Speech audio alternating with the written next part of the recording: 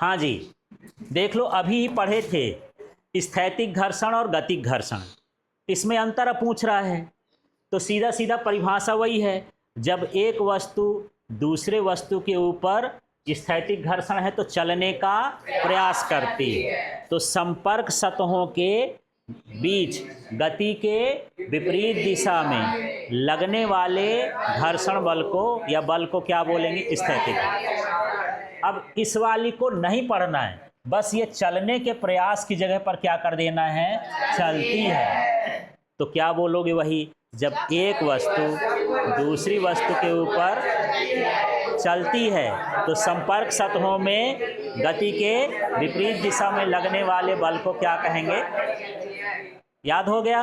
ठीक है। दूसरा देखो इसका अंतर क्या है, ये तो परिभाषा हो गई। बाह्य बल बढ़ाने पर इसका मान क्या होता है? बढ़ता है। कहने का मतलब ये है कि यदि मैं थोड़ा सा बल लगाऊंगा तो घर्षण बल भी इसमें क्या रहेगा? थोड़ा थोड़ा और बल लगाऊंगा, घर्षण बल का मान और बढ़ेगा। ठीक है। तो जैसे जैसे बल का मान बढ़ाते जाते हो स्थैतिक कंडीशन में घर्षण बल का मान क्या होता है? बढ़ता है।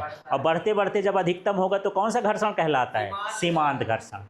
ये बाह्य बल बढ़ाने पर नहीं बढ़ता है, कोई फर्क नहीं पड़ता है। वस्तु चल रही है, कितना भी बल बढ़ा लो, घर्षण यदि लग रहा है तो एक जैसे लगेगा, घर्षण पर कोई प्रभाव नहीं पड़ता है।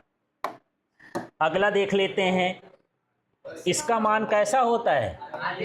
हाँ, इसका मान अधिक होता है और गतिक घर्षण का मान क्या होता है? कम होता है। अब देखो, भारी बॉक्स को चलाने का प्रयास करना, एक बहुत बड़ा डब्बा है, बॉक्स लिख लो, कार लिख लो, कुछ भी कर दो, यदि आप उसको धक्का मार रहे हो तो वो क्या कहलाएगा? स्थैतिक घर्षण। और ये कार का सड़क पर चलना, साइकिल चलना, कुछ भी लिख दो चलने वाला, वो क्या कहलाएगा? आपका इस गतिक घर्षण कहला जाएगा। ठीक है।